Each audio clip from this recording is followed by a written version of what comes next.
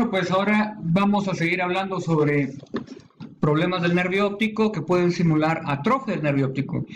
Por mucho lo que más puede simular la atrofia sin serlo es la hipoplasia del nervio óptico.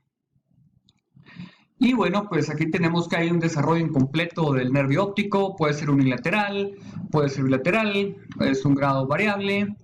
Y algo muy característico es que vemos el signo del doble anillo en el nervio óptico. Más adelante veremos una foto. Si es unilateral, pues nos puede dar estrabismo y darnos nistagmo. Si es bilateral, se asocia frecuentemente al síndrome de Morsier o Morsier, creo que así se dice en francés, o Morsier. Realmente no hablo francés, así que por lo menos sí se escribe como dice ahí, pero la pronunciación se las puedo deber.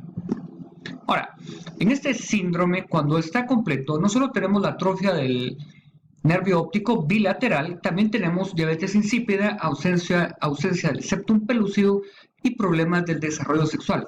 ¿Esto por qué ocurre?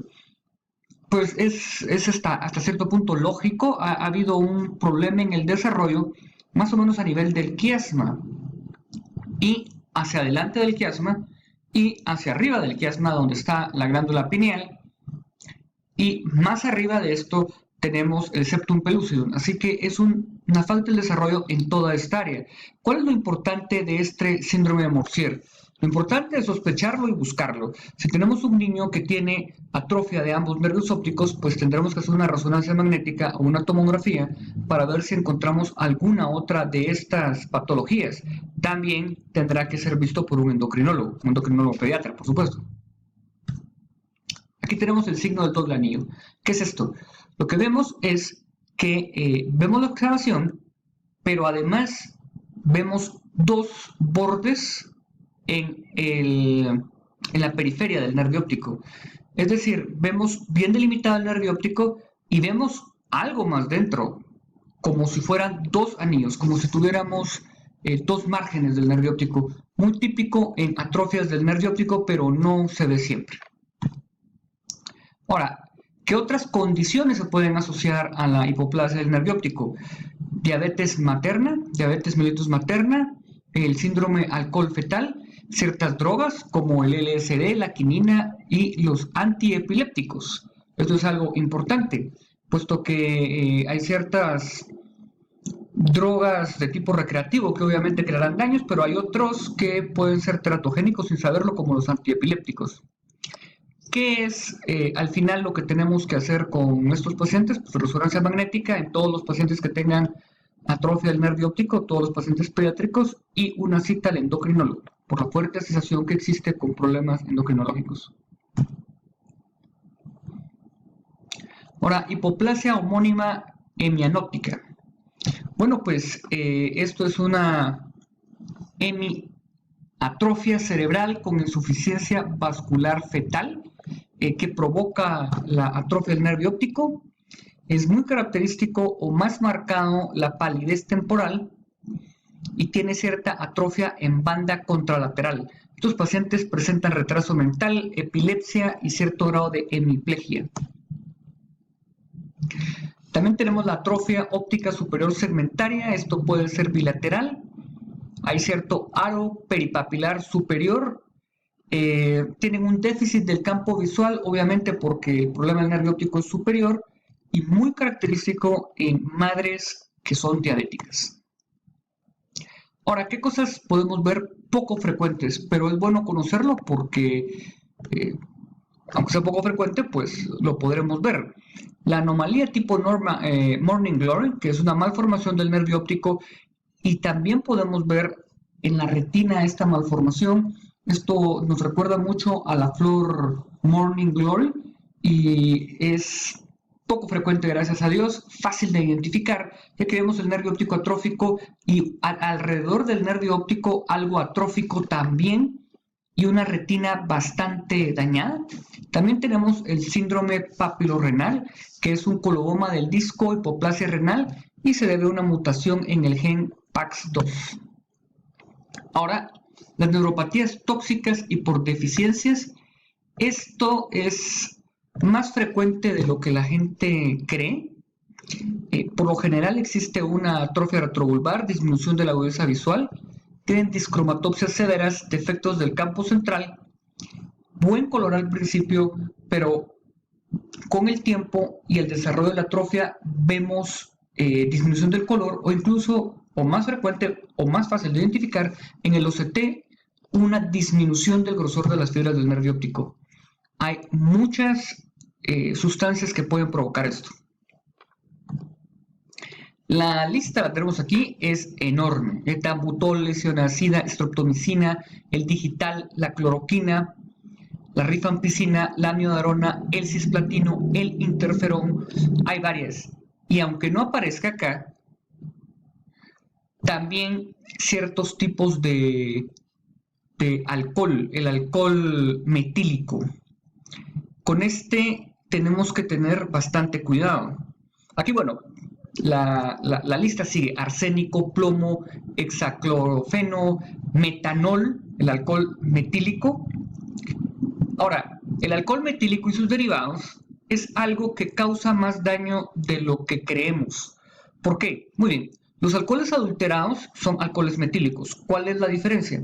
El alcohol metílico proviene de la madera. El alcohol etílico, el que se usa con fines recreativos, proviene de la fructuosa. Entonces, los alcoholes mal destilados pueden provocar este daño.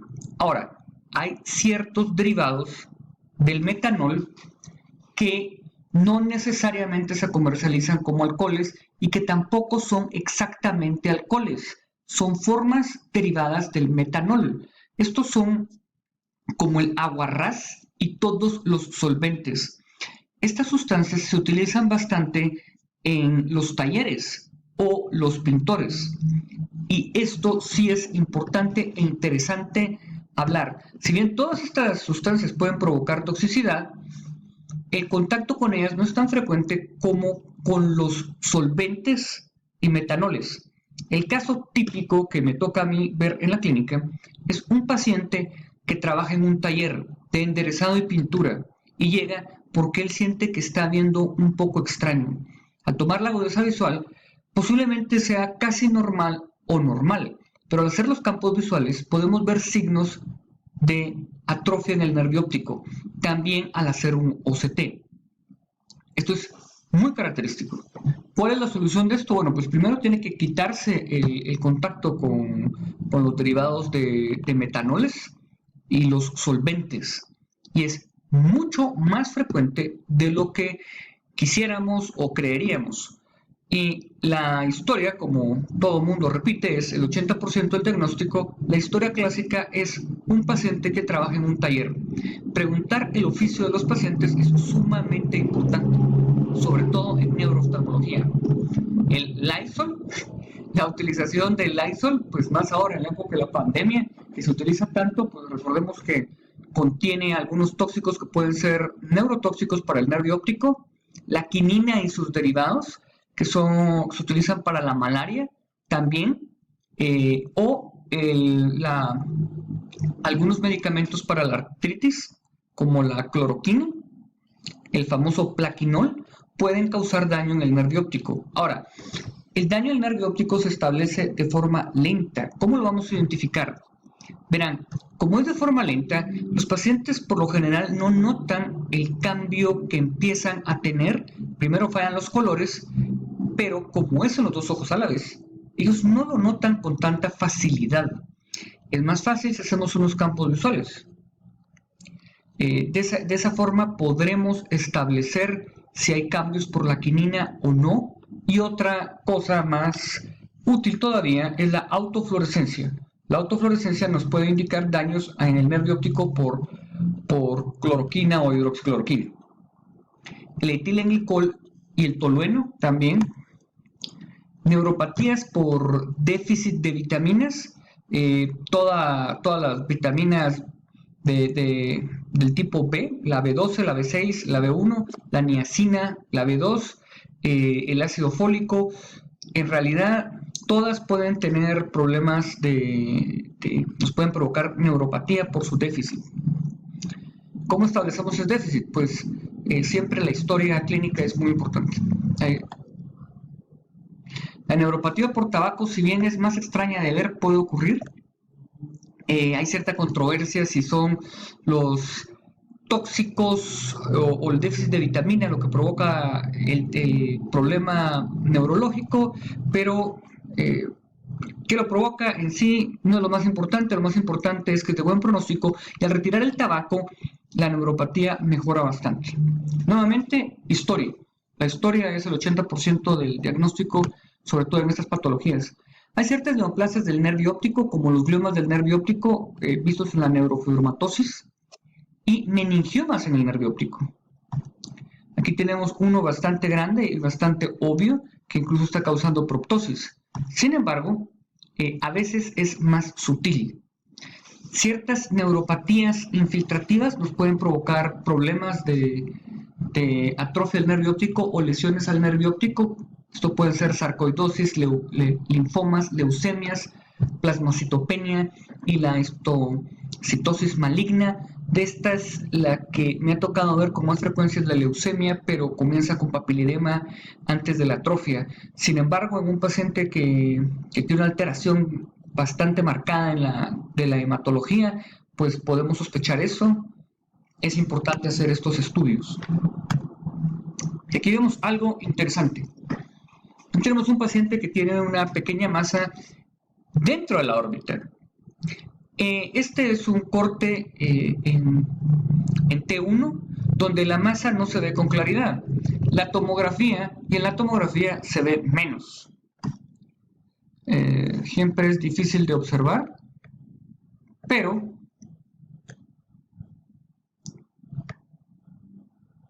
cuando lo vemos en T1, la masa es muy evidente. Quiero que vean la diferencia entre T2 y T1. ¿Cuál es lo importante de esto? Si nosotros estamos sospechando que hay algún problema en la órbita, tenemos que hacer resonancia.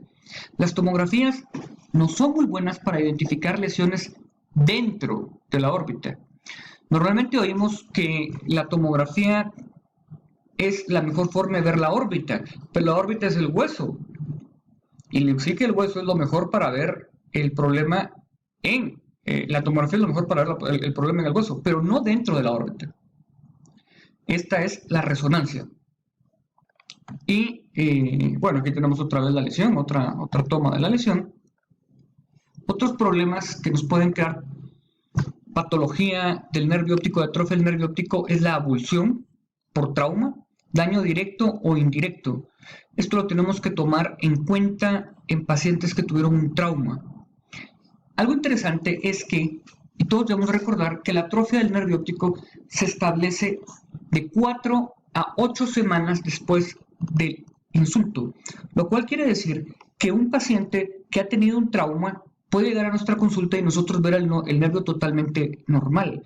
Va a ser de un mes y medio, bueno, un mes y medio o 2 meses que vamos a ver la diferencia. Aquí, pues para hacer el diagnóstico tendremos que hacer el seguimiento y establecer que el nervio óptico se ha vuelto atrófico.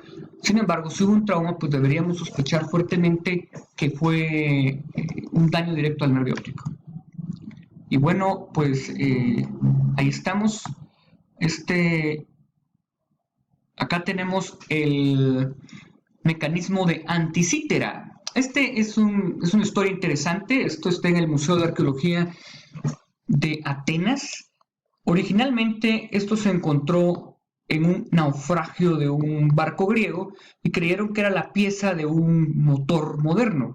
Sin embargo, al hacer rayos X y tomografías, se identificó que tiene un mecanismo parecido a un reloj. Esto fue un mecanismo hecho por los griegos hace más o menos 2000 años y en los que se basan muchos de los artilugios que después los árabes copiaron de lo que encontraron de los griegos. ¿Cuál es la moraleja aquí? La moraleja es que hay que utilizar las imágenes adecuadas para identificar lo que queremos ver.